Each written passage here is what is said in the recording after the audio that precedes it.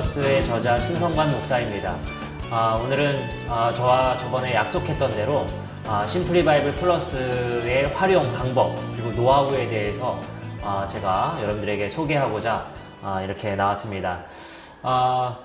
이 성경 개관서를 사실 많이 여러분들도 접해보셨겠지만 이걸 어떻게 적용하고 여러분들이 성경 개관을 할지에 대해서 지금 여러분들 책 사신 분들도 있을 텐데 조금 어려움을 느끼시는 것 같아서 노하우나 방법에 대해서 제가 자세하게 설명을 해드리도록 하겠습니다.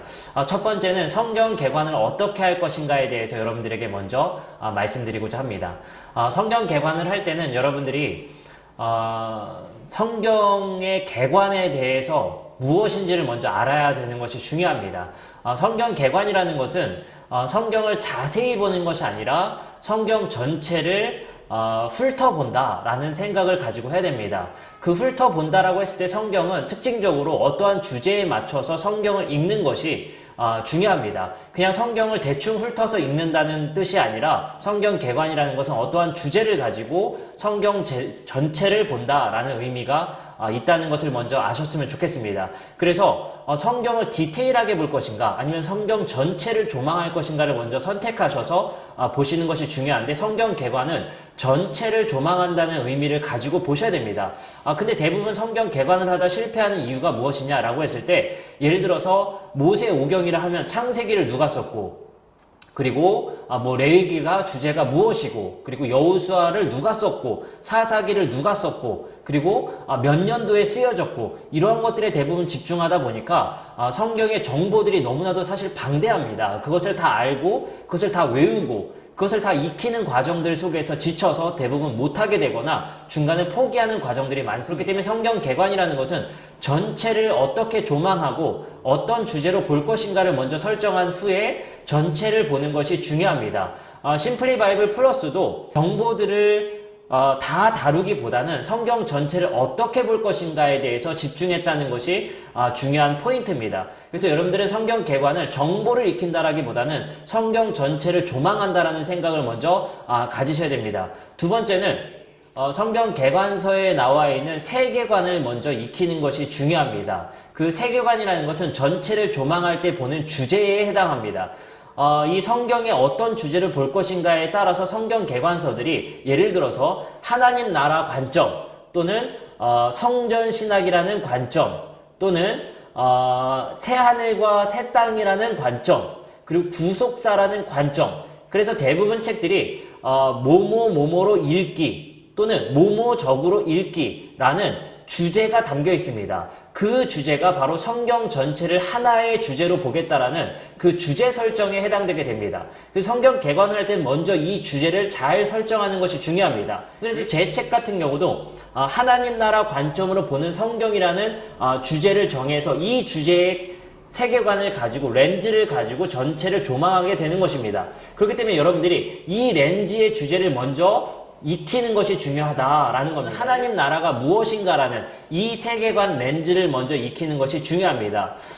이 책의 렌즈, 책들의 렌즈를 익혔다고 하면은 그 렌즈를 가지고 성경 전체를 조망하기 시작하게 되는 것입니다. 그래서 성경 개관을 어떻게 할 것인가는 첫 번째, 개관이 무엇인가를 먼저 설정하는 것. 두 번째, 그 개관을 어떠한 주제로 볼 것인가를 설정하는 것이 중요하다는 겁니다.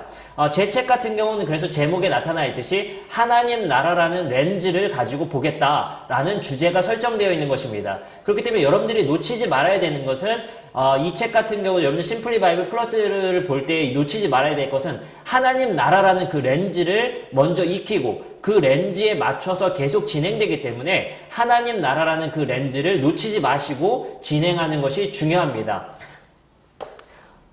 책의 본문을 통해서 여러분들에게 하나님 나라 렌즈가 무엇인지 여러분들에게 잠깐 소개해 보도록 하겠습니다. 제 책의 22페이지를 보면 첫 번째 뼈대 세우기라는 지점이 등장하게 됩니다. 하나님 나라라는 렌즈를 설정할 때에 어떻게 할 것인지 제 책을 통해서 제가 잠깐 여러분들에게 소개해드리고자 합니다. 첫 번째는 하나님 나라라는 것은 하나님이 왕이 되시고 이스라엘이 백성이 되고 그리고 그들에게 법이 주어지고 그들이 살 땅이 주어지는 그 구조로 하나님 나라라는 렌즈를 만들었습니다. 그렇기 때문에 성경은 창세기, 그 다음에 역사서, 그 다음에 신약에 세 가지 하나님 나라가 등장한다라는 설정을 해두었습니다. 첫 번째, 에덴에 등장하는 왕, 백성, 땅, 법. 그리고 가나안 땅에 등장하는 왕, 백성, 땅, 법. 그리고 예수님께서 이 땅에 하나님 나라를 선포하시고 이 땅에 도래한 하나님 나라인 왕, 백성, 땅, 법이라는 구조가 있다는 겁니다.